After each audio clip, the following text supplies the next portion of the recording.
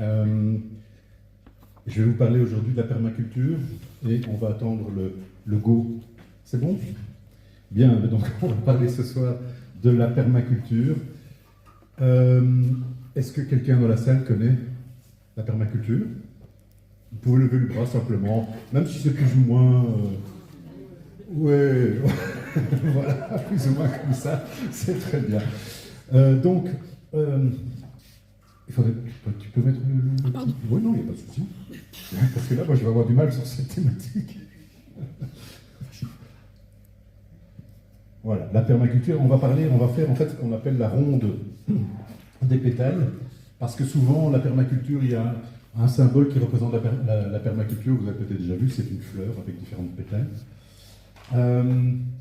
Je suis accompagné de mon meilleur ami, on peut dire ça comme ça, mais qui est aussi dans mon cheminement en permaculture qui m'accompagne. Et si vous avez des questions plutôt du maraîchage potager, c'est lui qu'il faut aller trouver, c'est pas moi, parce que moi, c'est pas mon truc, je vous le dis tout de suite. Voilà. On va en parler. Vas-y Delphine, on peut y aller. Alors, qu'est-ce que c'est la permaculture? Souvent, la permaculture, tu peux envoyer. Souvent, la permaculture, encore. Voilà, on représente la permaculture, ou en tout cas, dans l'imaginaire, ceux qui connaissent la permaculture, on parle souvent de potager, de buts en lasagne, etc., d'association de culture. Alors oui, c'est dans la logique de la permaculture, mais pas que. Et donc ce soir, moi, j'avais vraiment envie d'ouvrir un petit peu le débat et de vous montrer que la permaculture, c'est bien plus que ça. D'accord? J'ai oublié de dire aussi que tous les deux, Jean-Marc et moi, on est certifiés, on a une certification en permaculture, on est designer certifié aussi en permaculture, donc on fait des designs en permaculture, on fait des projets dans un esprit de la permaculture. Alors, deux mots sur les origines de la permaculture. C'est deux personnes qui sont à la base de ce terme permaculture, Bill Mollison et David Holmgren, qui sont tous les deux, tu peux aller à la fin des slides à chaque fois, parce qu'il y a des petites animations, voilà, qui ont coécrit en 1978 un bouquin qui s'appelle Permaculture One. Et ce sont donc deux ingénieurs agronomes qui se sont réunis et qui ont en fait réfléchi sur comment est-ce qu'on peut habiter un endroit tout en ayant le moins d'impact possible sur son environnement, tout en respectant son environnement. Je schématise très fort, et si ça vous intéresse, Permaculture One est disponible sur le net en PDF en tout cas. Il n'y a plus en version papier parce que c'est quasi introuvable, mais en PDF. Et ils ont édicté différents principes. Bill Mollison a été un peu moins productif, il en a édicté 9, et David Holmgren en a édicté 12. Alors, ces principes sont les fondements de ce qu'on appelle aujourd'hui le design en permaculture. Ce sont les principes qui vont cadrer en fait le design ou la conception d'un projet en permaculture. Qu'est-ce qu'on retrouve? On y reviendra par la suite. C'est observer et interagir, capter et stocker l'énergie, obtenir une production, parce que le but c'est quand même d'obtenir une production, appliquer l'autorégulation, accepter la rétroaction, utiliser et valoriser les ressources et services renouvelables, ne pas produire de déchets, partir des structures d'ensemble pour arriver au détail, intégrer au lieu de séparer, utiliser des solutions à petite échelle et avec patience, utiliser et valoriser la diversité, utiliser les interfaces, valoriser les bordures, et finalement utiliser le changement et y réagir de manière créative. Alors quand je vois ça, moi je me dis qu'on est aux antipodes de ce qui se passe dans la vie de tous les jours. Enfin, en tout cas, ça c'est mon ressenti, dans bon nombre de domaines. Mais soit, on va y revenir par la suite. Mais ça, ce sont vraiment les principes qui sont issus donc, de ce Permaculture One, de ce bouquin écrit en 1978. Alors, notre fameuse fleur de la permaculture. Quand on parle de potager, en fait, il se trouve ici quelque part, dans le pétale terre et nature. Donc, l'idée ou le concept de permaculture le plus connu, c'est le potager. Il se trouve en effet dans la fleur de la permaculture, mais vous voyez qu'il y a d'autres domaines. Tous ces domaines, en fait, ce sont tous les domaines qui couvrent les besoins, nos besoins humains, l'habitat, outils, technologies, comment construire, etc. La culture et l'éducation, très important. Santé, spiritualité, finance, économie, patrimoine et communauté. et puis finalement terre et nature. Ok. Donc ce soir, on va balayer large, on va ouvrir le champ, c'est le cas de le dire, on va quitter le potager et on va aller au-delà. Ok. Alors, en fait, la permaculture, tous ces domaines d'application forment un cheminement de vie, une proposition en tout cas de cheminement de vie, en tenant compte des principes, et on va le voir, d'une certaine de règles éthiques. Nos besoins, je rappelle, bon, la pyramide de Maslow, ça vaut ce que ça vaut, mais en tout cas, voilà, on a des besoins physiologiques, on a besoin de sécurité, on a des besoins sociaux, on a des besoins d'estime de soi, on a bien sûr un accomplissement personnel à essayer de réaliser.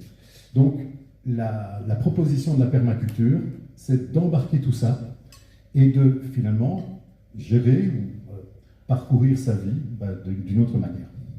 Ok ? Alors, les trois piliers, j'en parlais, de l'éthique de la permaculture. Ça, c'est le fondement même, la base de la permaculture.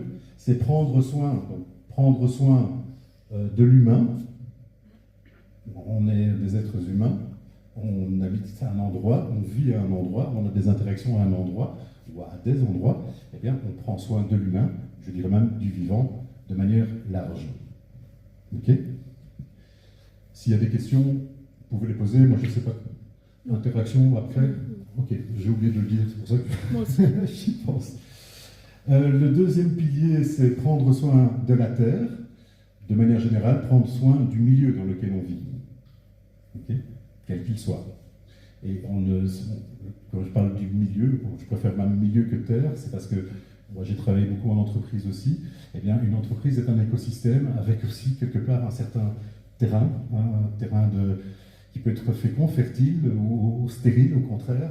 C'est aussi vivre dans un certain milieu. Partager, le troisième pilier, c'est partager équitablement. Donc c'est redistribuer le surplus. Donc on se nourrit, mais s'il y a du surplus, on le partage. Donc, ok, ça c'est les fondements de la permaculture, les trois piliers. Et ensuite, on a le principe de conception dans la permaculture. Donc quand on veut mettre un projet en place, quel qu'il soit, un projet de vie, un projet professionnel, un projet d'habitation, un projet n'importe lequel, eh bien, l'idée c'est d'embarquer ces 12 principes et d'essayer de les appliquer. Okay. Tout le monde voit bien? Vous voyez bien? Parce que j'ai l'impression de cacher la vue parfois. Non, ça va? Ok. Ok? Oui. Oui, pardon, je vais le réciter. Donc, c'est donc observer et interagir, le premier. Donc, l'observation est la base. On va y revenir par la suite, mais on peut déjà le faire maintenant, c'est égal. Donc, c'est vraiment le principe que quand on démarre un projet, on observe. Un projet en permaculture, quand on décide de faire un projet, alors, on peut prendre n'importe quel projet, prenons la plantation d'un verger, par exemple, je prends quelque chose d'agricole, eh bien, on va observer au-delà, on va observer le milieu, l'endroit, mais aussi les interactions de l'endroit avec d'autres, avec le voisinage, avec dans la région dans laquelle on est, la météo, la topographie. Enfin, donc on va prendre en considération beaucoup d'éléments pour se demander, se poser la question de savoir est-ce que c'est approprié de mettre le verger à cet endroit-là. Okay, je prends cet exemple simple pour commencer. Deuxième principe, c'est collecter et stocker l'énergie. On a besoin d'énergie pour pouvoir gérer un projet. On a besoin de gérer sa propre énergie, mais on a aussi besoin parfois d'énergie externe. Donc, comment est-ce qu'on va faire tout ça? Comment est-ce qu'on va stocker? Comment est-ce qu'on va collecter l'énergie? Ensuite, le troisième principe, c'est créer une production. On crée une production, on crée quelque chose. Une production, ça peut être une production alimentaire, mais ça peut être aussi une production créative, une production d'interaction sociale, n'importe quoi, on crée quelque chose. D'accord ? Quatrième principe, appliquer l'autorégulation et accepter la rétroaction.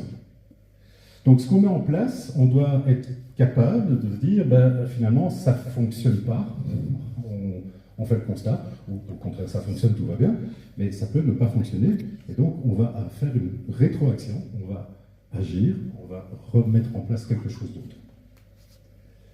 Le cinquième principe, c'est utiliser et valoriser les ressources renouvelables. Ça semble assez clair, Donc, utiliser les ressources renouvelables autant que possible. Et c'est en lien avec aussi ne pas produire de déchets, donc le sixième principe. En tout cas, les déchets, si on les produit, vivre quelque part produit des déchets, mais ces déchets peuvent servir à quelque chose d'autre. Donc comment ces déchets vont devenir une ressource pour autre chose, hein, le but de la circularité. Le septième principe, c'est partir des structures d'ensemble pour arriver au détail.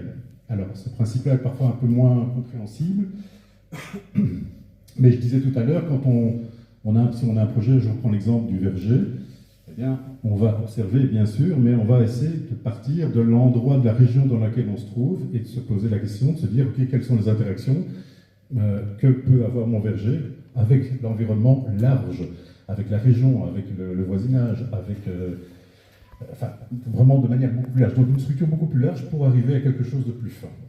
D'accord ? C'est aussi en lien avec ce qu'on peut avoir comme biomimétisme. On peut aussi observer des choses à grande échelle, mais qu'on peut appliquer à plus petite échelle. Et donc, c'est s'inspirer aussi de la biodiversité, s'inspirer de ce qui existe déjà à d'autres échelles. Le huitième principe, c'est intégrer plutôt que séparer. Donc, ça, c'est ce qu'on connaît avec l'association, les cultures en association. Donc, on va associer des légumes entre eux, parce qu'il y en a rien qui vont protéger les autres. Donc, c'est un des exemples d'intégrer plutôt que de séparer. Mais c'est aussi, la permaculture, c'est aussi intégrer d'autres personnes dans le projet. C'est s'associer, c'est rencontrer, c'est ça. Alors, ces spécialisations peuvent avoir du sens à partir du moment où il y a des échanges et où on commence à intégrer tout ça. On va essayer d'utiliser des solutions à petite échelle et avec patience. C'est le principe numéro 9. Donc, rien ne sert de se lancer dans une méga construction gigantesque. On essaie de travailler petit pas par petit pas. Le principe numéro 10, c'est utiliser et valoriser la diversité. Donc, voilà, la diversité, c'est en lien de nouveau avec ce qu'on a vu, l'intégration. Plus on a de diversité, au mieux on se trouve. C'est le principe numéro 10, utiliser et valoriser la diversité. Le 11e principe, c'est utiliser les interfaces et valoriser les éléments en bordure. Alors ça veut dire quoi? Quand vous avez deux milieux qui se rencontrent, je prends l'exemple, un champ et une forêt juste à côté, il y a quoi entre les deux généralement?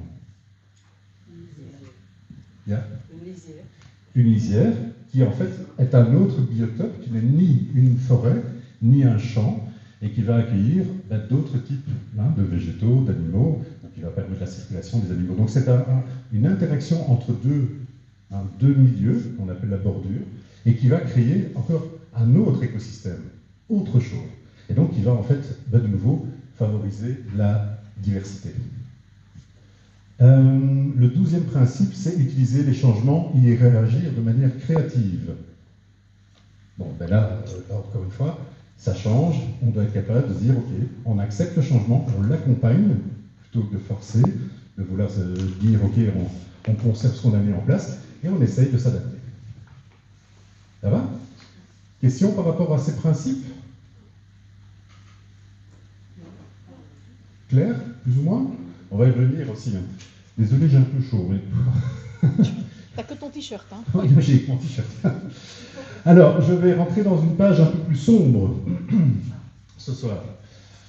Je vous expliquerai pourquoi. Parce qu'en fait, la permaculture, c'est une manière de peut-être envisager les projets, nos projets de vie, je le répète, d'une autre manière, sous un autre angle, que ce que l'on nous parfois impose, ou ce qu'on nous propose aujourd'hui, dans notre monde aujourd'hui.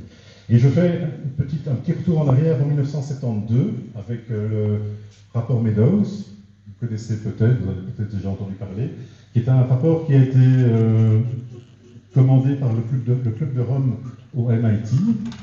Donc le MIT, c'est le Massachusetts Institute of Technologies, qui, à l'époque, avait ses premiers ordinateurs. D'accord ? Et donc, le club de Rome, qui est un club constitué de chefs, de responsables d'entreprises, de grosses entreprises, de décideurs, avait commandé au MIT un rapport en disant « Ok, ben reprenez les données depuis 1900, ici en l'occurrence, et essayez de faire une projection sur ce qui va se passer si on continue dans la direction dans laquelle on est. » Donc en 1972. Donc on parle, je schématise parce que c'est beaucoup plus complexe que ça, le rapport est toujours aussi disponible, vous pouvez le trouver en version papier, lui pour le coup, et sur le net. Et donc le résultat, c'est ces courbes-ci. Donc on a les courbes qui commencent à partir du moment où on avait des statistiques, des chiffres, et on voit ici les ressources naturelles, à partir dans leur projection plus ou moins 1960, ça décline complètement, donc on pompe les ressources. Voilà, jusque-là, aujourd'hui, c'est toujours le cas. La nourriture, au niveau mondial, bien sûr, est en augmentation. C'est toujours le cas aussi. Et on peut en discuter. Ma compagne Dominique, on a une ferme, donc on peut parler de l'agriculture. Si vous avez des questions par rapport à l'agriculture, on serait ravis de pouvoir échanger avec vous après. La population, elle va augmenter au niveau mondial, ce qui est le cas aussi. La production de services grimpe en flèche, c'est le cas. On voit l'industrie diminue, les services par contre ont augmenté. On avait quoi? La production industrielle et la pollution, le cours ici.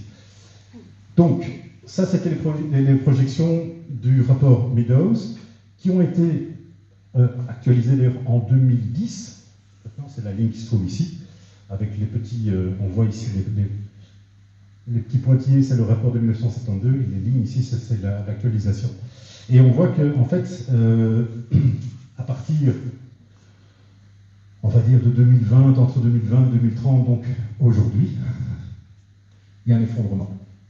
Donc c'est la base de la théorie de l'effondrement, en gros, qui dit que, ben voilà, c'est normal, dans un monde fini, avec des ressources finies, on ne peut pas consommer, on ne peut pas continuer indéfiniment à consommer comme on le fait aujourd'hui. Et donc il y a un effondrement de la population, de la biodiversité, enfin, c'est tout ce qu'on constate aujourd'hui. Je reviens à David Holmgren et le bouquin Permaculture One en 1978. Il y avait 5 principes, hypothèses qui ont été émises à ce moment-là et que je trouve très actuelles en fait. Je vous les lis, comme ça vous les avez. Les êtres humains sont soumis aux mêmes lois scientifiques, énergétiques, qui gouvernent l'univers matériel, y compris l'évolution de la vie. Jusque-là, je pense qu'on est relativement d'accord. Le deuxième, l'extraction des énergies fossiles pendant l'ère industrielle a été considérée comme la cause principale de l'explosion spectaculaire de la démographie, de la technologie et de toutes les autres nouveautés de la science moderne. Donc, si ceux qui connaissent notre ami Jean Covici nous dit qu'on a des esclaves énergétiques, eh bien oui, on a des esclaves énergétiques grâce aux énergies fossiles. On a une sécurité sociale, on a des soins de santé, on a un mode de vie qui n'est possible que grâce aux énergies fossiles.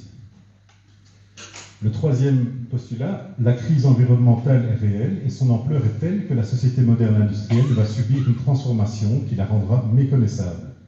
Dans le même temps, le bien-être, voire la survie de la population mondiale en expansion est directement menacé. C'est quand même vachement actuel tout ça, non? Je trouve. Les impacts actuels et futurs de la société industrielle mondiale et de la surpopulation sur la biodiversité de la planète seront probablement beaucoup plus marquants que ceux déjà connus depuis des siècles. Donc ça, on est en 1978, hein, donc moi j'étais tout petit, pour dire. On le sait déjà depuis pas mal de temps, tout ça. L'épuisement des carburants fossiles verra un retour aux modèles généraux observables dans la nature et chez les sociétés pré-industrielles. Ceux-ci dépendaient d'énergie et de ressources renouvelables. Alors, donc, encore une fois, Permaculture One, vous voyez, s'intéresse à des sujets qui sont étonnamment, après plus de 50 ans, très d'actualité. Okay. Aujourd'hui, je vous présente un petit bilan, les chiffres. Je ne vais pas m'attacher sur les chiffres, c'est pas ça le plus important. Ce qui est important de savoir, c'est que les énergies, quand on parle d'énergie renouvelable, Eh bien, en fait, ce n'est pas des énergies qui remplacent d'autres énergies, c'est le principe de nouveau de la lasagne, ce sont des énergies qui s'accumulent et la courbe de consommation énergétique au niveau mondial ne fait qu'augmenter. Donc il n'y a pas d'énergie qui remplace une autre. On consomme toujours autant de bois, on consomme toujours autant de charbon, alors avec des petites variations, certes, on consomme toujours autant de pétrole, de gaz, etc., d'énergie fossile. Et on vient rajouter des couches, ça oui, parce qu'on demande toujours plus d'énergie. Ok? Oui. Même topo sur les émissions de CO2, même s'il y a des évolutions partielles en Europe, ok, une petite tendance à la baisse, mais au niveau mondial, on augmente. Ça augmente. Il y avait pendant l'année de Covid une petite courbe descendante, et puis hop, on est remonté. Donc rien ne change. On le sait, mais rien ne change. Okay. La biodiversité s'est complètement écroulée entre 1970 et 2016, mais enfin aujourd'hui ça ne change rien. On était à 68% au niveau mondial de perte de la biodiversité, ce qui est énorme. Hein. Je veux dire, on parlait de diversité tout à l'heure. Un des principes, la biodiversité, il n'y en a plus. Enfin, il y en a de moins en moins, quoi. Bon, je vous ai dit que ça allait être un peu sombre, hein, désolé, mais le climat avec une conséquence quelque part de tout cela, on peut en débattre, mais bon voilà, il y a en tout cas des impacts climatiques anthropiques dus à l'activité humaine. Et ça c'est le constat aussi aujourd'hui, malgré les COP, les agitations, le brassage de vent de certains dirigeants. La finance joue un rôle crucial dans toute cette mécanique. La finance à un niveau international. J'ai travaillé dans le secteur financier, donc je peux en parler assez bien. Quelques entreprises détiennent les grosses entreprises, enfin oui, donc quelques fonds d'investissement, je vais plutôt dire ça comme ça, détiennent ont des participations, en tout cas dans tous les capitaux, dans le capital de quasiment toutes les entreprises internationales. Ces fonds d'investissement, c'est BlackRock, Vanguard, etc. State Street, il y en a quelques-uns. C'est eux qui décident finalement de l'orientation, quel est le bénéfice espéré, le retour sur investissement et les dividendes à verser aux actionnaires, vu qu'ils sont actionnaires eux-mêmes. Donc, voilà. Et la financiarisation du monde a un impact lourd sur la direction que l'on prend. Donc je ne dis pas que la finance est un gros mot, je ne dis pas qu'il faut la supprimer, simplement on devrait peut-être réfléchir à quoi affecter la finance, comment les bénéfices, ce qu'on dégage comme revenus, à quoi on les utilise.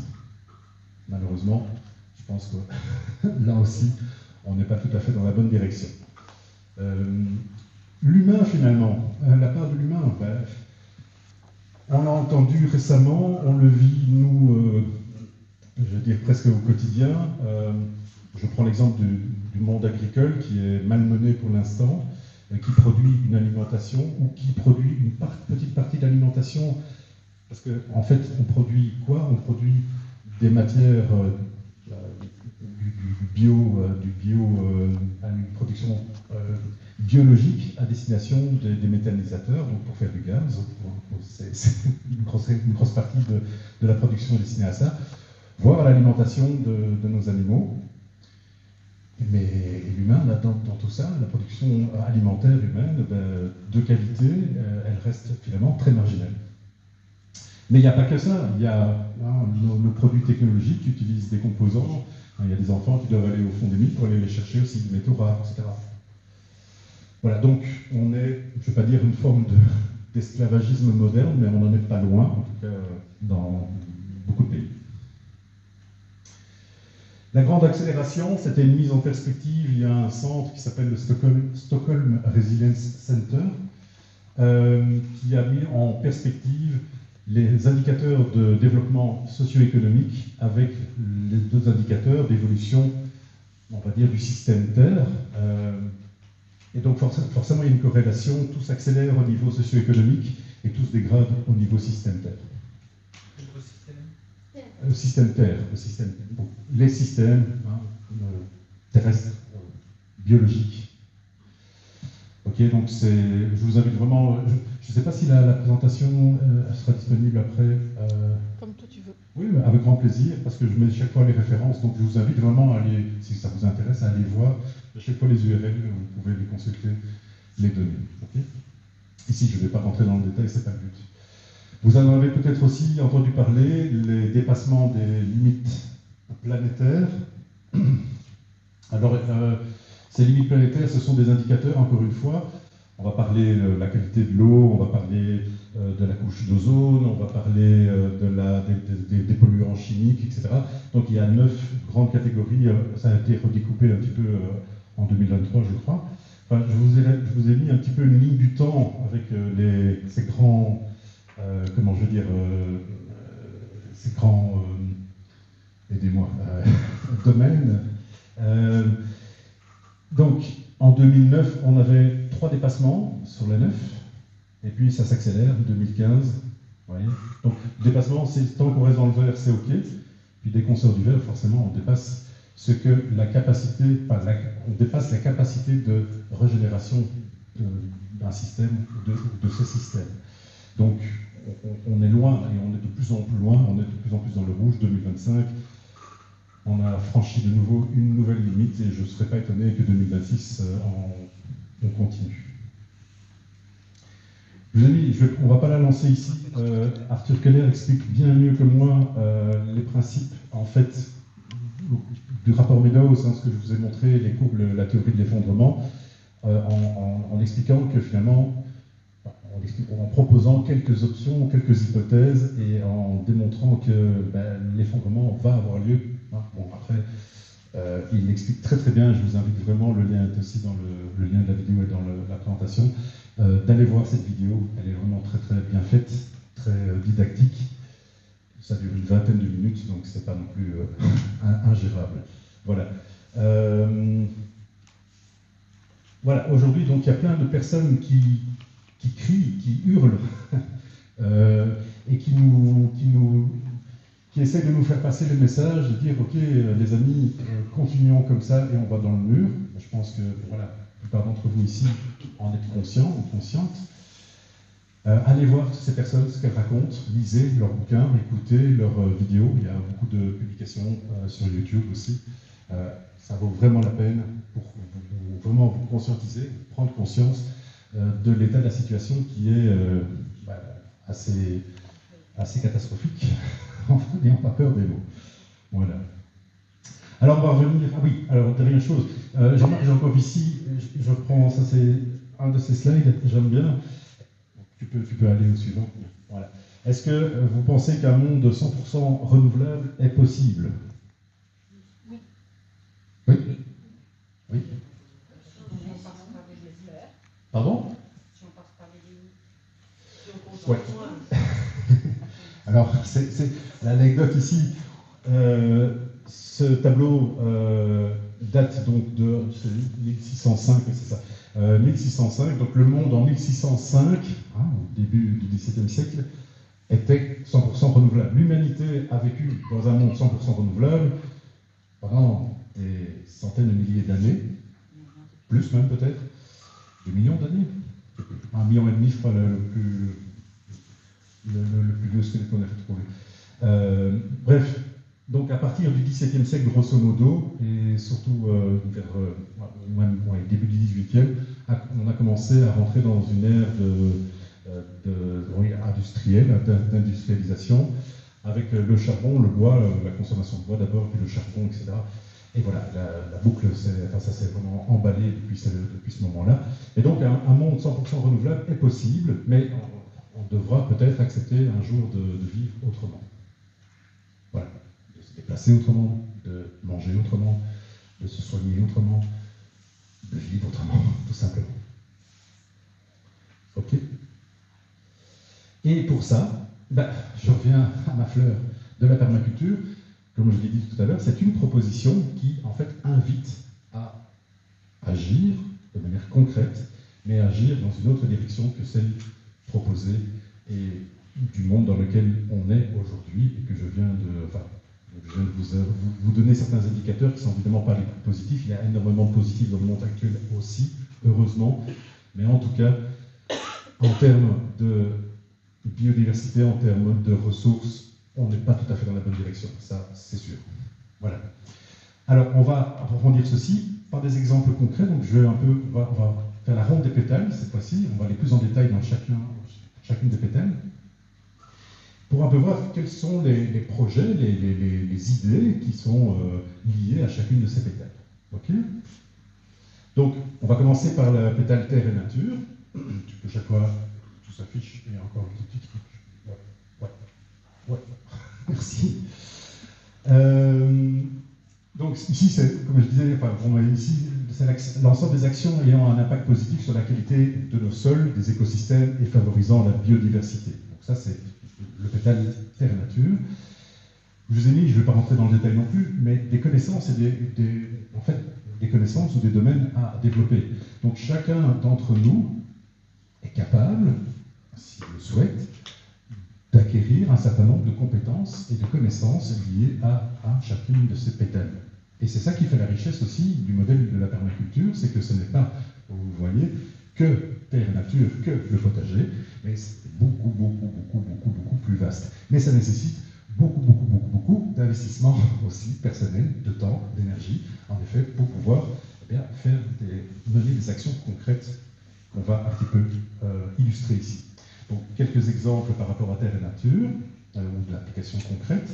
Là, on va retrouver donc, tout ce qui est jardin bio-intensif, le maraîchage, la transformation d'aliments, la conservation, etc. Les jardins forêts, les forêts comestibles, etc. La récolte, conservation des graines, qui est un vrai scandale. Je ne sais pas si vous savez ce qui se passe au niveau des graines. Oui. Ok. Oui, notamment, enfin, eux, c'est le... Ils sont attaqués. Oui, ils se font attaquer, exactement. Ouais. Donc, les sociétés productrices de graines sont en même temps productrices de graines, mais aussi productrices de pesticides ou de mots en cide, de génicides, presque. Et donc, ce sont des industries guerrières qui sont basées sur, en fait, BASF, Bayer, ce sont des industries qui ont transformé leur modèle qui avant fabriquait du gaz pour le gaz de combat, principalement des éléments chimiques de combat, des éléments phosphatés pour les obus, et qui à la fin de la guerre se sont retrouvés avec un stock et se sont dit tiens, on mettrait bien ça sur les champs. Et oui, ça a boosté les productions, et donc du coup ils se sont convertis en pourvoyeurs de morts, en tout cas à la base c'est plutôt de produits phyto, ce qu'on appelle les produits phyto, pour faire mieux pousser les plants dans les champs. Voilà, donc voilà, on s'écarte, mais tout ça pour dire que les semences paysannes, du coup, une semence, on la plante, la plante pousse, on la laisse aller à maturité et on récolte 10 fois, 100 fois, parfois des milliers de fois plus. Du coup, avec une seule graine, on est capable de faire fois 1000, 10 000, voilà. Donc ça, forcément, c'est quelque chose qui ne plaît pas à l'industrie. C'est contre-productif presque pour une société une société commerciale qui veut vendre quelque chose, qui veut faire du bénéfice. C'est impensable. Avec un élément, c'est un peu comme si votre téléphone pouvait se reproduire et automatiquement vous en aviez 100, 10, ça va pas. Pour eux, ça va pas. Donc voilà, on cadenasse tout ça. Donc il est temps de réfléchir à autre chose, et on peut, à travers tous ces systèmes, toutes ces applications ici que j'énumère, il y en a plein d'autres, mais ce sont déjà les principales, on peut créer quelque chose de différent, on peut être capable de se nourrir, on peut être capable de nourrir sa famille, ses voisins, son village, si on est à plusieurs, peut-être sa région. Voilà, ce sont des actions à multiplier, je dirais presque à l'infini. Je prends toujours l'exemple de notre pelouse, nos gazons bien verts, bien tondus. Je n'ai rien contre, mais dans la plupart des cas, il n'y a personne qui y va. Donc pourquoi ne pas transformer ça en quelque chose de plus productif, pour faire un petit carré potager, pour au moins pouvoir se nourrir. Voilà, donc il y a plein de littérature, il y a plein de possibilités, mais sachez que ça fait vraiment, toutes ces pétales, d'ailleurs, c'est vraiment le cœur de la permaculture, c'est de dire, ok, réfléchissons à quelque chose de plus utile. Ok, on peut quelques illustrations hein, de différentes. On peut créer des mares. On fait du pâturage dans le verger, donc c'est aussi des interactions. Hein. Les moutons qui sont en dessous des arbres fruitiers vont apporter bien sûr leur déjection qui va nourrir quelque part les arbres. Il y a une interaction. On peut attirer des insectes qui vont aller attaquer les pucerons qui attaquent nos arbres, etc. C'est les principes de la permaculture. On est en plein dedans. Le keyline design, donc ce qu'on appelle le keyline design, c'est ceci. Je vais passer par là. C'est de suivre, dans les champs, de suivre les courbes de niveau pour éviter d'avoir trop d'érosion des sols, par exemple. Pour limiter en tout cas l'érosion des sols. Alors oui, ça demande un peu plus d'effort, parce qu'il faut... on n'est pas sur la ligne droite, quoi.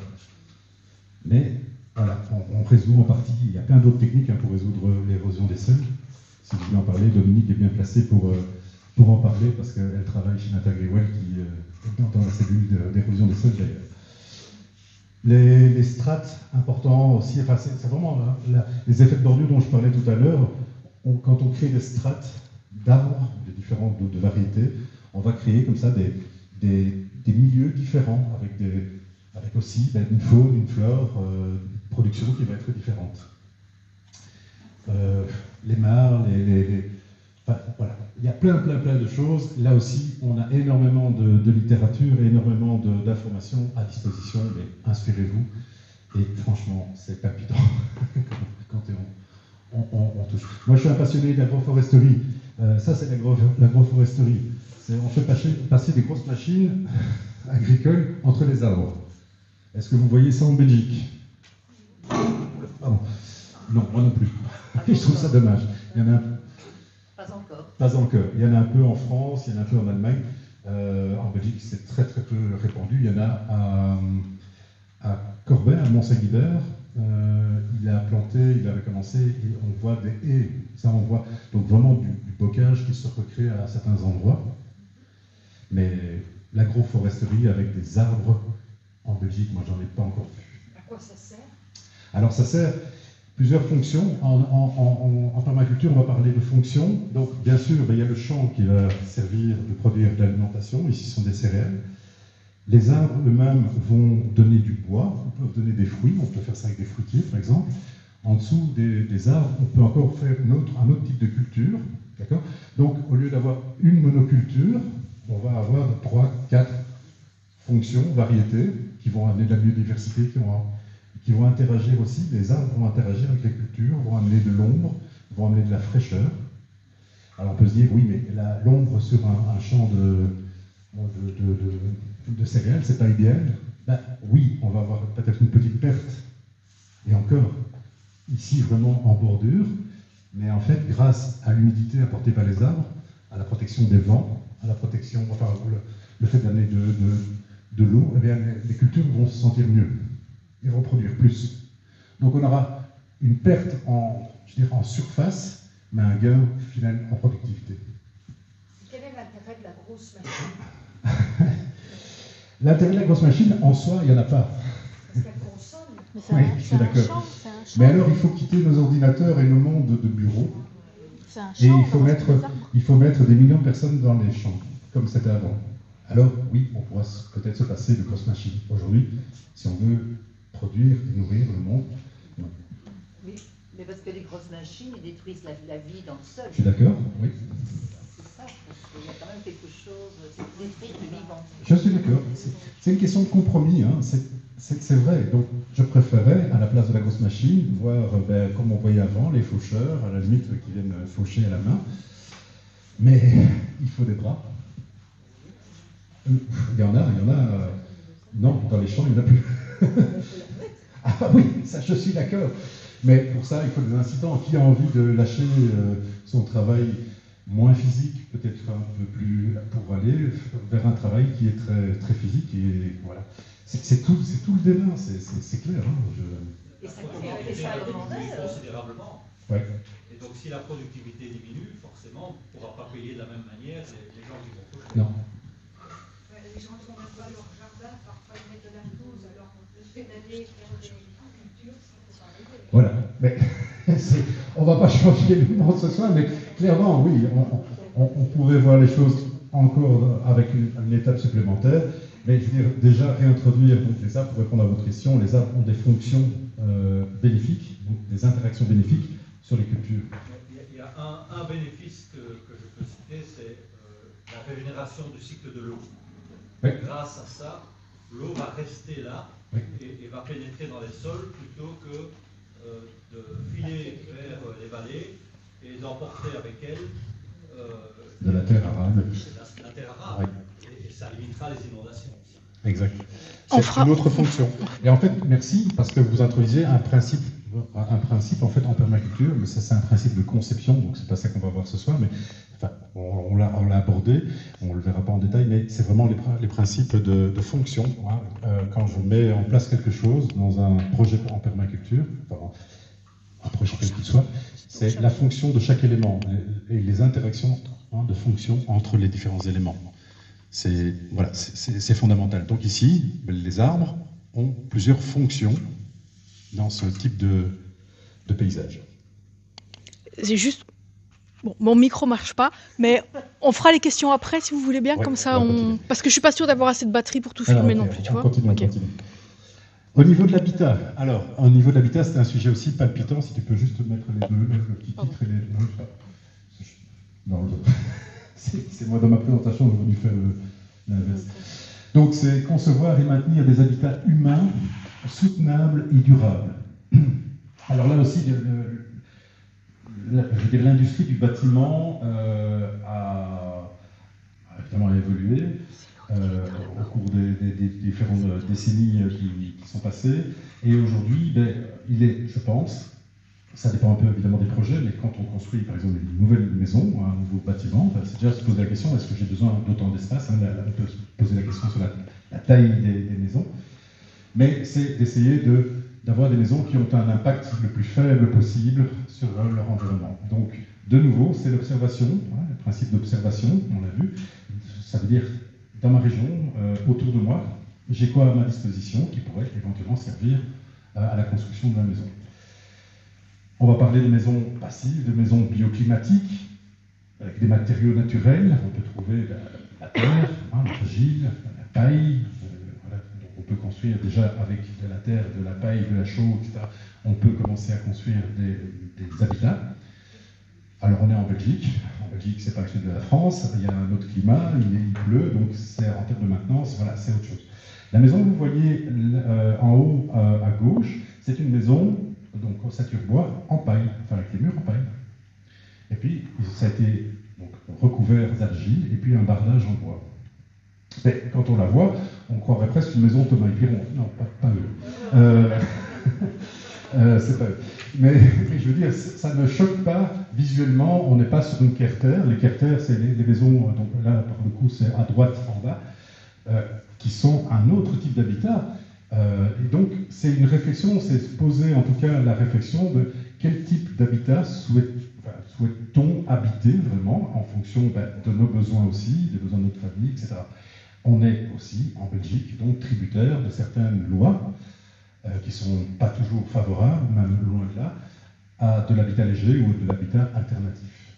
Et du coup, on peut se poser la question sur, ok, toujours en termes de réflexion, d'analyse, on va se dire, ok, est-ce qu'un habitat groupé ne pourrait pas, ou est-ce que, voilà, une colocation, donc on va, comment impacter en termes d'habitat le moins possible, en fait, notre milieu. Et, voilà, chacun est libre de faire ce qu'il veut, hein, mais il y a des impacts lourds. Le secteur de la construction, on l'a vécu, on a rénové donc la ferme qu'on habite aujourd'hui, on a rénové avec pour ceux que ça intéresse, on pourra peut-être organiser une petite visite, mais on a des murs en argile avec des blocs chaux-chanvre, d'accord, qui sont produits à Fernellement, ici en Belgique. Et quand on voit la différence de prix entre ces matériaux semi-naturels et la mousse polyuréthane que l'on met en isolant 10 cm, qui est une saloperie chimique, la différence de prix est énorme. Donc, aujourd'hui, habiter d'une autre manière, ou en tout cas rénover, je parle de rénovation ici, rénover une maison ou un habitat en ayant un peu plus de sens coûte très cher par rapport à des matériaux plus traditionnels. Voilà, mais il y a plein de gens qui vivent dans des yourtes qu'on voit là au milieu, On peut mettre des poêles de masse, ça c'est un poêle de masse. Donc le principe du poêle de masse, c'est vraiment de créer une source de chaleur au centre de la maison, avec bien sûr la masse thermique créée par le poêle de masse, mais aussi la réfraction avec les murs qui idéalement doivent être aussi en argile, de manière à avoir quelque chose qui va bien chauffer, mais bien aussi absorber l'humidité et amener de la fraîcheur en été. Parce que le climat change quand même. Donc les étés vont être un peu plus violents, ou risquent d'être plus violents de plus en plus. Voilà, donc là aussi, plein de choses, plein de domaines d'activité. Donc allez jouer, allez découvrir si vous ne connaissez pas en fait. Le troisième pétale, l'outil et technologie. Donc c'est comment fabriquer tout ça. On a besoin d'outils. Alors les outils, bien sûr, on va parler, c'est plutôt les concepts qui sont basés sur le low-tech, de manière générale. Donc c'est essayer de réutiliser des outils ou de réaffecter des outils à un autre usage en étant un peu imaginatif et créatif. Vous avez peut-être vu déjà le vélo machine à laver, donc un vélo avec une chaîne qui fait tourner le tambour d'une machine à laver.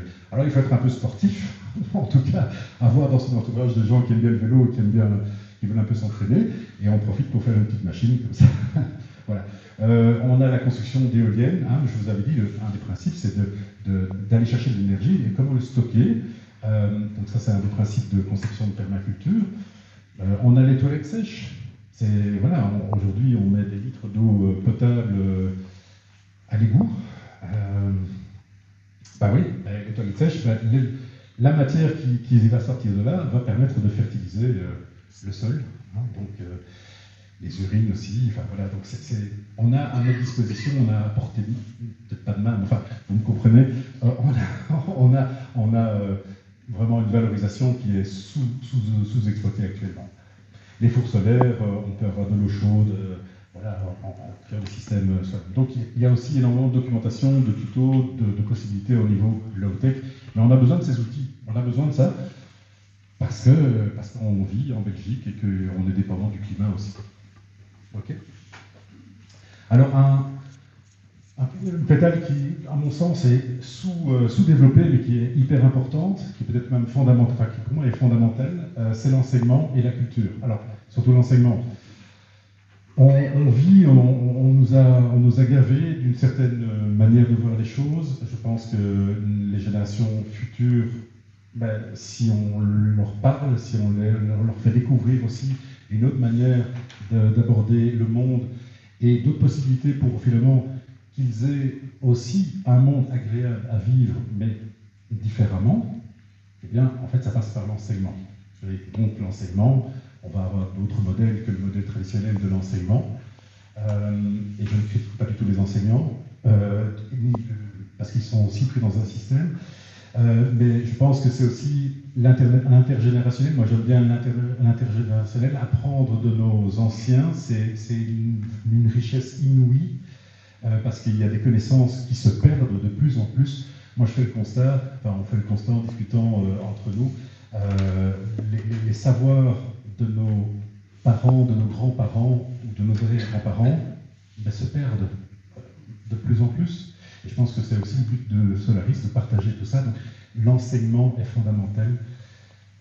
Voilà. Et ça fait aussi partie de la permaculture, c'est aussi des échanges, des rencontres, voilà, de la diversité, tous les principes dont je viens de vous parler. Voilà. La créativité, bien sûr, il y a aussi un domaine important. Pardon, il y avait une question ?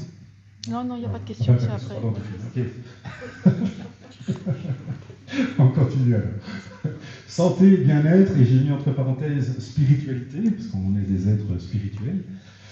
Mais bien sûr, la santé, le bien-être, prendre soin du vivant de manière générale, c'est prendre soin de soi, c'est prendre soin des autres.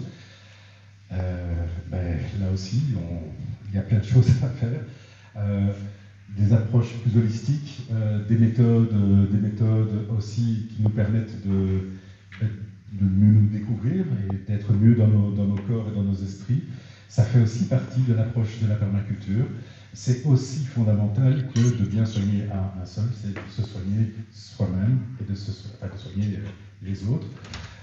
La beauté d'un paysage, je l'ai mise là-dedans aussi, ça fait aussi partie du bien-être, de notre...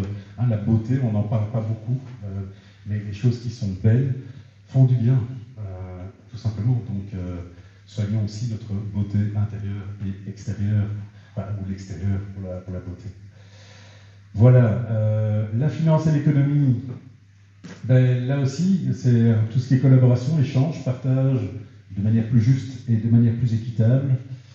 Moi, je l'ai dit, la finance pour moi aujourd'hui est un des moteurs de la direction la direction vers laquelle on va.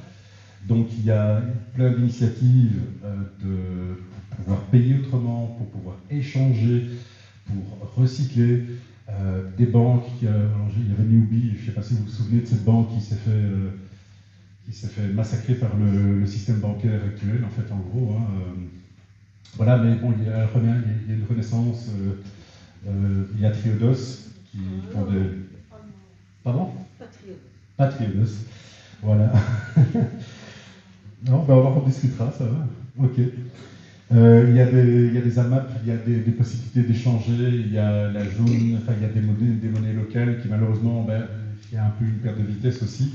Voilà, mais c'est un vrai débat de société, de savoir comment on s'échange, comment on peut en fait, fonctionner ensemble et puis échanger des choses, je dirais avec le juste prix, mais sans mauvaise connotation. Voilà. La permaculture aussi, c'est ça. Ce n'est évidemment pas que c'est, mais c'est ça aussi, cette approche de quand on partage quelque chose, on n'attend pas forcément en retour. Je veux dire, la monnaie, ça peut être un sourire, ça peut être un merci, ça peut être aussi cet ordre-là. Alors évidemment, ça ne fait pas toujours manger dans notre monde, mais c'est important quand même aussi. Le patrimoine et la communauté, donc c'est les interactions humaines à un échelon plutôt local. Quelques applications concrètes, ce qui est connu, ce sont les écolieux, les habitats collectifs, etc. Il y a une vraie gestion à mener, une gestion humaine, une gestion de groupe, du coup, à devoir mener pour que ça fonctionne bien. Il y a pas mal de projets d'écolieux qui, malheureusement, n'ont pas abouti ou qui ont capoté parce que, en fait, c'est compliqué de gérer les humains de manière générale. Mais c'est challengeant, il y a un vrai défi. Mais voilà, il faut aussi avoir les compétences pour pouvoir gérer les groupes, pour les amener à collaborer. On en parlait, JF, avec un potager collectif, par exemple, il y a une vraie gestion aussi de collectivité à avoir. Donc ce sont tous des points qu'on va aborder dans un design en permaculture. S'il y a des porteurs de projets qui vont se dire, ok, moi on veut avoir un habitat collectif ou un écolieu et développer une activité de maraîchage, une activité autre, artisanale par exemple. Comment est-ce que ça va se gérer? Comment est-ce qu'on va piloter ça? Tout ça est à prendre en considération. Les principes, on va les balayer assez vite, parce que je regarde l'heure. Ouais. Donc les 12 principes en détail. Je partagerai, Delphine vous partagera le document. Il y aura les explications, on les a déjà abordées, on va les repasser rapidement, on peut passer slide par slide. Donc le principe 1, observer et interagir. Okay. On a déjà parlé pas mal, je peux passer directement les slides juste pour montrer. Créer une production, le principe 3. Appliquer l'autorégulation et accepter la rétroaction. Utiliser et valoriser les services et les ressources renouvelables. Ne pas produire de déchets. Ce qui, encore une fois, n'est pas possible, enfin quasi impossible. Partir des structures d'ensemble pour arriver au détail. Intégrer plutôt que séparer. Utiliser des solutions à petite échelle et avec patience. Utiliser et valoriser la diversité. Utiliser les interfaces et valoriser les bordures. Utiliser les changements et réagir de manière créative. Ok? Ça vous va? C'est pas tout à fait terminé encore. Alors, en conclusion, de la définition des pères un peu fondateurs de la permaculture, donc David Holmgren d'abord, qui disait « La permaculture est un ensemble de pratiques et un mode de pensée visant à définir un usage du territoire et à mettre en place un modèle de vie durable. » Okay. Donc c'est là qu'on se rend compte que, par cette définition, l'ensemble des pétales de cette fleur de la permaculture sont nécessaires pour pouvoir en fait habiter, vivre à un certain endroit, d'accord, en respectant les principes éthiques qu'on a vus tout à l'heure. Bill Mollison, lui, disait « La permaculture touche à tous les aspects de l'activité humaine qui mettent en péril l'équilibre dynamique des relations et interactions permettant la vie sur Terre. L'alimentation, l'habitat, vêtements, soins médicaux, loisirs, etc. C'est la culture de la permanence ou la création soutenable de l'habitat en suivant le modèle naturel. » Une autre définition, chacun est libre de faire sa propre définition, mais on a une notion, vous voyez, de j'habite à un endroit et comment est-ce que je peux habiter au mieux à cet endroit en interaction avec mon environnement et dans le respect aussi de cet environnement. Okay. Et brièvement, donc on a vu, pour rappel, on a vu un peu l'histoire de la permaculture, on a vu les trois piliers de l'éthique de la permaculture, le respect du vivant, de l'humain, etc. On a vu... Pardon ? Le partage. Oui, le partage du surplus. On a vu donc les déclinaisons, en tout cas les applications concrètes des différents principes. Et en fait, après, il y a la partie, ce qu'on appelle une conception de design. Donc je vous disais tout à l'heure, c'est concrètement, j'ai un projet, comment est-ce que ça va se passer? Alors, je ne vais pas aller jusqu'au bout de la partie conception en permaculture, mais je vais vous montrer un petit peu quelle est la méthode que l'on utilise. Donc ça, ce sont des exemples d'implantation de certains projets. On a un potager mandala de plantes médicinales. On a le potager chez mon ami Jean-Marc. On a chez nous l'implantation d'arbres fruitiers. On a un poêle de masse chez des amis, là au-dessus. Enfin voilà, donc ce sont un design, un projet de design à droite. Donc on réfléchit, la conception, c'est comment est-ce qu'on applique maintenant concrètement les différents applications qu'on a montrées tout à l'heure. Donc on a les 12 principes qui vont être le cadre pour mettre en place un projet. Ça va nous servir en fait de cadre, de fil conducteur. Donc, ces 12 principes. Et on va utiliser, tu peux passer au suivant, voilà, un processus qu'on appelle Obredim ou Bolradim, qui sont les initiales. Donc je préfère le Bolradim. En fait, on va déterminer les buts et les objectifs. On va travailler avec les porteurs de projet sur quel est le but ou les buts et objectifs du projet qu'ils portent. C'est fondamental. Donc c'est ce qu'on appelle la raison d'être, c'est le rêve. Quelqu'un qui dit moi je veux faire, je veux planter un verger. Ok, c'est quoi? Donc on creuse ça et les personnes qui portent le projet vont amener tous les éléments, mais aussi des éléments plus sensibles sur moi c'est important, j'aime bien un arbre fruitier, j'ai envie d'avoir des moutons au pied des statues de terrain, j'imagine la carte postale. Enfin, ça peut être de cet ordre-là. C'est pas toujours et pas forcément un but de produire et de vendre mes pommes ou de faire du jus de pomme. Donc, on détermine quels sont les buts et les objectifs. Et puis, il y a les phases, on rentre dans les phases plus concrètes. Observation, on va observer, on va prendre tous les paramètres, le vent, la météo, le sol, les réseaux hydrologiques, la pluviométrie, on va analyser ça de manière beaucoup plus cartésienne, concrète. Ensuite, on va analyser les limites du projet, que ce soit des limites, ça peut être des limites financières, ça peut être des limites géographiques, ça peut être des limites en ressources simplement physiques. Moi, je travaille tous les jours et je n'ai pas non plus toutes mes journées à amener au projet. Donc, il y a des limites et à l'inverse, il y a des ressources. Okay. Donc, on va faire la balance et on va analyser tout ça. Et puis, on va passer à la phase d'analyse, on met tout ça dans le shaker, on remue et on a un design qui va apparaître. Le design, on va le formaliser sous forme de schéma, de dessin, de master plan, etc. Ou voire de sous-couches qui vont analyser plus en détail, par exemple, le réseau de l'eau, par exemple, les plans de culture. Enfin, on peut vraiment apporter une finesse dans le design qui est plus ou moins importante. Et puis finalement, vient l'installation où on va sur le terrain et on commence concrètement à mettre en place ce qu'on a imaginé au préalable.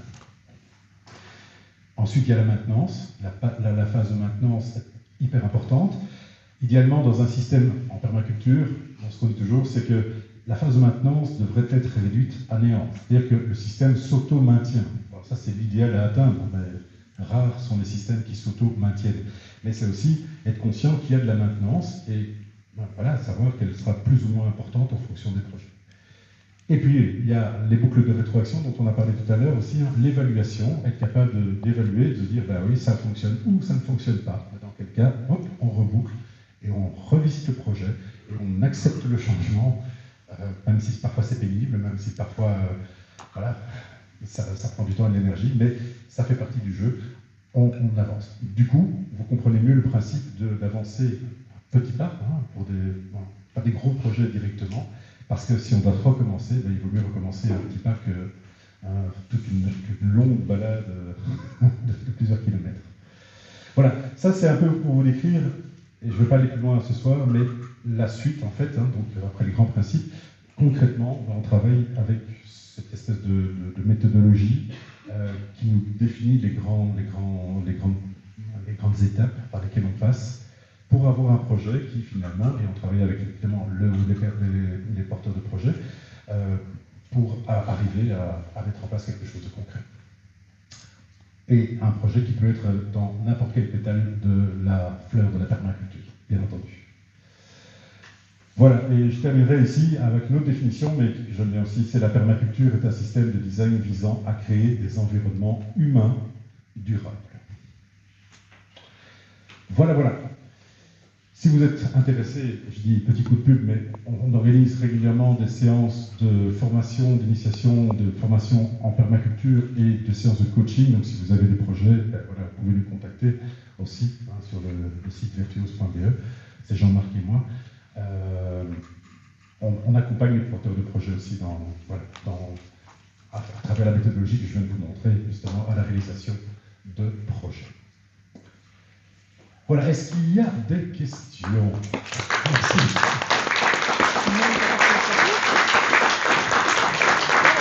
Merci à vous. Il n'y a plus de questions maintenant. Il n'y a plus de questions? Jean-François, une question. Tout le monde a faim. Je veux bien prendre la part. Oui. Peut-être question ou bien te dire ce que je ressens. Ben, pour moi, la permaculture, ça a surtout été ces trois petits mots qui suivent, prendre soin de. Prendre soin de soi pour pouvoir prendre soin de la nature, parce que c'est un tout, c'est un ensemble. Quoi. Et surtout, vous avez parlé d'éducation. Je trouve que ce serait important que notre éducation, qu'on ne soit plus dans un monde de compétition, que ce soit dans un monde de coopération, et aussi d'apprendre, de nous apprendre, à nous tous, mais aussi aux enfants, que chaque objet qu'on a en main, se poser la question d'où ça vient. Comment ça a été produit? Est-ce que c'est éthique? Je trouve que ce serait vraiment important, parce que nous sommes encore dans une société où on ne se réveille pas suffisamment. On est encore dans une société, d'ailleurs c'est Pablo Servigne qui le dit, dans un certain confort, pas pour tout le monde, hein, un certain confort, et on ne bouge pas, on ne réagit pas. On continue à consommer. On est fort dans le monde numérique. Je suis allée il y a 2 jours écouter Pablo. Il y avait d'autres intervenants, d'autres trucs, et j'étais vraiment assez... Oui, ça m'a choquée, et ça m'a même rendu triste, parce qu'ils ont demandé qu'on travaille avec notre smartphone, que je n'ai pas, mais pour répondre à des questions, pour avoir un avis. Et on était 600 dans la salle, et puis je me suis dit, mais presque tout le monde réagissait à ça. Il y a quelque chose qui ne va pas. Il y avait... qui participait aussi, c'était Pablo, c'était Terre de Conscience, et les 2 autres, je ne sais plus. Mais c'est pas cohérent. C'est pas cohérent. C'est essayer de se poser de chaque acte qu'on fait dans notre vie, chaque achat, qu'on se pose la question. Voilà, moi j'ai envie de le dire parce que on me demande souvent pourquoi je n'ai pas de smartphone. La première réponse, je dis, une question d'éthique.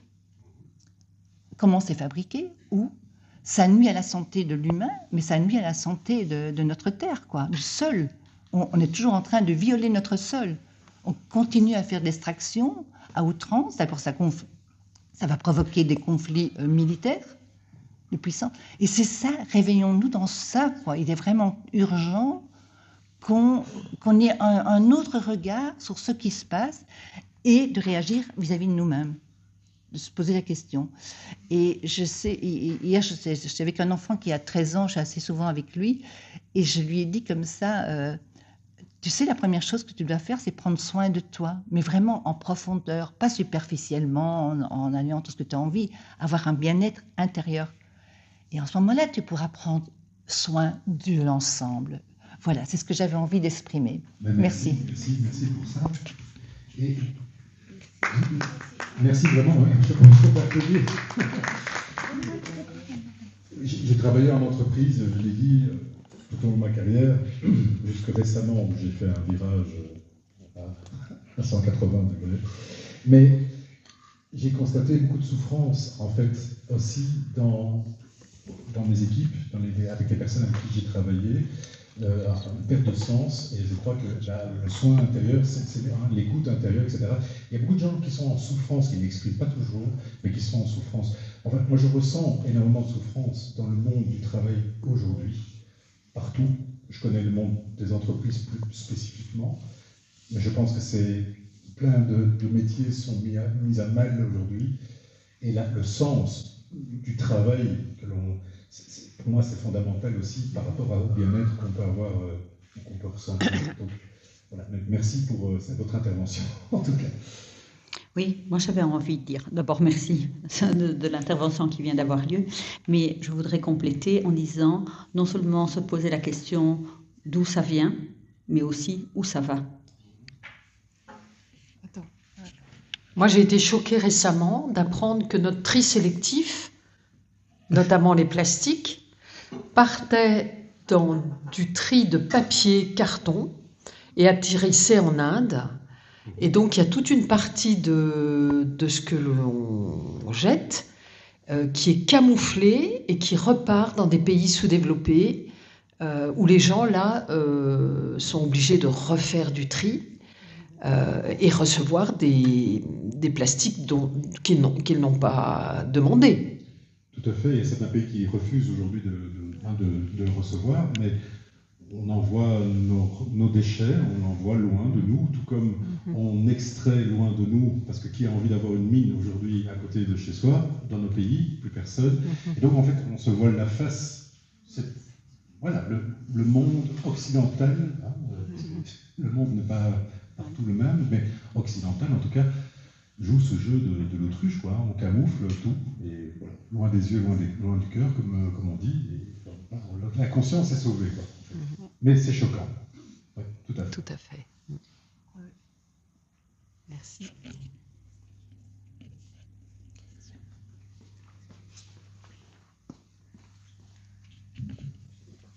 Oui, merci Jérôme. Je me demandais par rapport au pétale et la manière de progresser pour faire en sorte que la fleur globale soit aussi belle et grande que possible. Est-ce que ce ne serait pas est-ce que les communs ne seraient pas un concept à redévelopper dans la mesure où ceux-ci sont réduits de plus en plus à leur plus simple expression dans le monde capitaliste dans lequel nous vivons? Est-ce que les communs ne seraient pas l'axe de développement pour que chacun des pétales s'élargisse?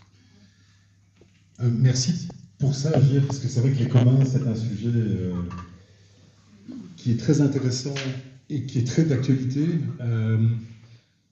Quand Elon Musk envoie des satellites dans le ciel pour vendre son réseau Starlink, il utilise un commun, qui est l'espace, à des fins personnelles, économiques et mercantiles. Et ça se produit à plein d'échelons. On a évoqué avec les semences tout à l'heure.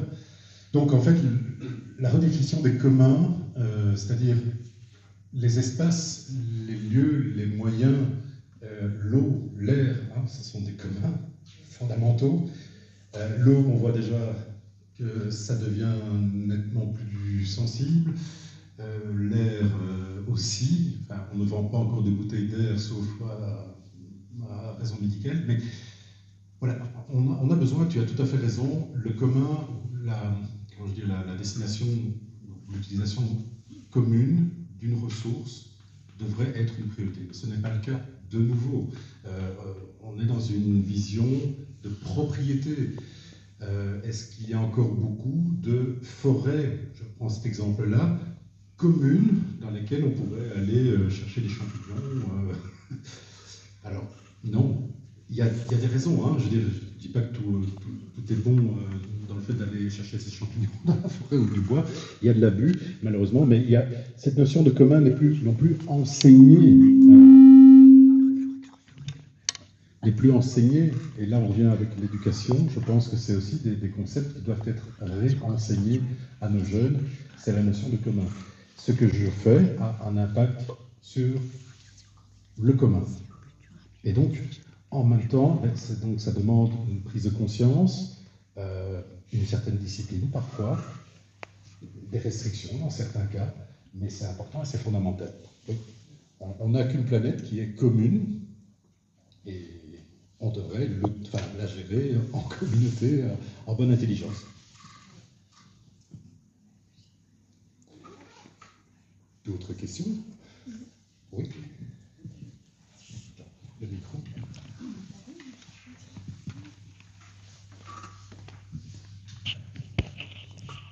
Oui, le travail est énorme. On peut chacun faire ce qu'on peut à notre petit niveau, mais comment faire pour avoir un impact plus large? Par où faut-il commencer? Oui, c'est une bonne question, en effet. C'est souvent, en fait, alors, je dirais, c'est le fait de se mettre en route qui est le plus important, quel que soit le pas que l'on fait, et on va chacun pouvoir faire un plus grand pas ou un plus petit pas, peu importe. Mais c'est de se mettre en route, donc c'est de faire quelque chose. Et c'est, je pense, la prise de conscience, le partage, le fait de parler, tiens, moi j'ai mis ça en place chez moi, voilà, à des amis, ben, ça va percoler. Alors, est-ce que c'est suffisant? Certainement non, enfin, ça va prendre du temps, mais moi je ne vois pas d'autre option que simplement de faire exemple et de parler, en fait, de pouvoir, comme ce soir, en discuter, de se dire, tiens, ben voilà, il y a des choses que j'ai mises en place et qui fonctionnent. Alors, ça fonctionne côté de chez moi, mais, tiens, mais ça serait, chez moi, je vais essayer aussi, tiens, voilà. Et on en parle, et de fil en aiguille, on arrive à quelque chose, et une prise de conscience. Et donc, comme aujourd'hui, ben, je suis ravi d'avoir finalement autant de monde, qu'on puisse échanger autour de ces thématiques-là, parce que la permaculture, c'est une chose, mais c'est pour ça que je vous ai montré aussi le monde actuel. Je pense que c'est en lien. Mais voilà, discutons-en. On doit rayonner quelque part. C'est le rayonnement qui va faire qu'on avance. J'ai un exemple de percolation. Tu n'as pas le micro. Pas de percolation. Oui. Quand je suis arrivée en Belgique, j'ai eu une dame qui m'a accueillie. Et en fait, elle mettait un seau dans sa douche. Et alors, on allait porter le seau aux toilettes. Et quand je me suis installée dans ma propre maison, c'était très pratique parce que les toilettes sont dans la salle de bain. Donc, le seau est dans la douche. Et voilà. Et donc, ça fait depuis 2011 que je chasse avec mon eau de douche. Voilà, petit pas. Voilà. Petit pas qu'elle m'a enseigné et que je n'ai jamais... voilà. C'est pas toujours les grandes actions qui vont faire bouger. Je pense que les petites actions sont plus facilement explicables, démontrables. Tout à fait. Et vont toucher plus facilement aussi, parce que c'est du quotidien souvent, des choses très concrètes. Je précise que la douche est à l'étage et donc que l'eau montant de la cave, il s'écoule à peu près 2 ou 3 litres d'eau froide avant que l'eau chaude arrive. Et donc c'est cette eau-là, plus ce qui peut tomber de ma douche, qui part ensuite. Mais ça fait certainement 4-5 litres par jour. Oui. Voilà, alors fois... l'année, Voilà, ça vaut la peine. Merci pour ce partage d'expérience concrète. Mais oui, concret. Exactement. Est-ce qu'il y a encore d'autres... Oui. Ah oui, voilà. On a vu des toilettes sèches, et j'en ai une. Il y en a souvent qui me disent, mais j'emploie de l'eau de pluie pour les toilettes. Mais non, l'eau de pluie, c'est trop précieux, quoi. C'est mieux des toilettes sèches. Exact. En effet, c'est mieux des toilettes sèches. Mais encore une fois, c'est aussi culturel. Beaucoup de personnes vont parler de toilettes sèches en disant oh, non, il y a des odeurs, machin, et puis c'est compliqué. Puis, flemme, quoi. Enfin, comme disent les jeunes aujourd'hui. Oui, non, mais voilà. Et c'est vrai. Donc voilà, c'est un changement d'habitude, c'est un changement de paradigme. Mais alors, quelqu'un qui habite, je sais pas, dans un bâtiment au 11e étage, c'est vrai que c'est plus compliqué d'avoir une toilette sèche. Soyons clairs. Mais j'en discutais justement récemment. Il y a dans certains pays des sociétés ou des organismes qui vont chercher les toilettes. Enfin, ils vont collecter, c'est une collecte de résidus. Ça existe en France, je l'ai vu dans d'autres pays. En Belgique, il y en a peut-être, mais je ne les connais pas. Mais voilà, pourquoi pas. Donc, à partir du moment où on facilite une étape qui est finalement l'évacuation, eh bien, c'est aussi un déclencheur pour pouvoir accélérer un certain processus. Donc, c'est de réfléchir aussi à une filière, quelque part, qui permettrait de recycler, de les chercher, et puis d'amener ça sur le champ, quoi, finalement. Il y a une question, Oui. En parlant de la connaissance des anciens et le recyclage des toilettes sèches, un ancien paysan que j'ai connu disait que ses parents lui avaient appris qu'on ne mange pas derrière soi. Et les animaux ne mangent pas derrière soi. C'est pour ça qu'on met des animaux différents dans une pâture. Parce que les chevaux mangeront derrière les vaches.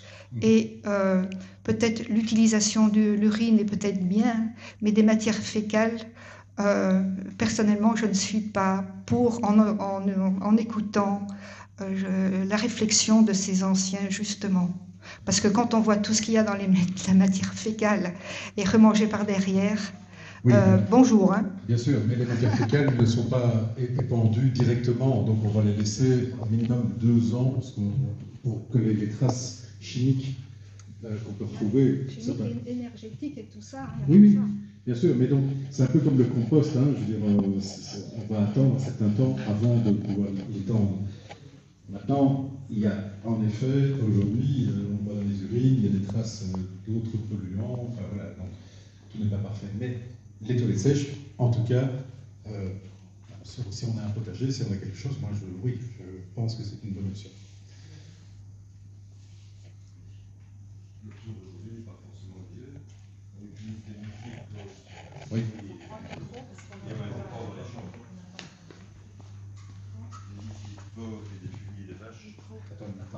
On redistribue dans les champs. Donc je dis aujourd'hui, les boues d'épuration sont répandus dans les champs. On a aussi les lisiers et tout ce qui est fumier qui sont répandus dans les champs, mais les animaux, les bovins, etc., ne sont pas forcément nourris de façon plus qualitative que ce qu'on mange dans la majorité des familles.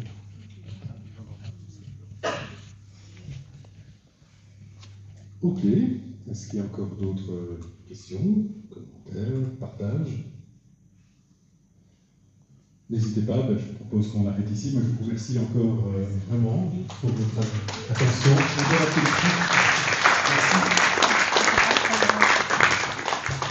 Et comme d'habitude, Nel va passer le chapeau pour Jérôme et pour Solaris, pour les organisations des events. Merci à vous.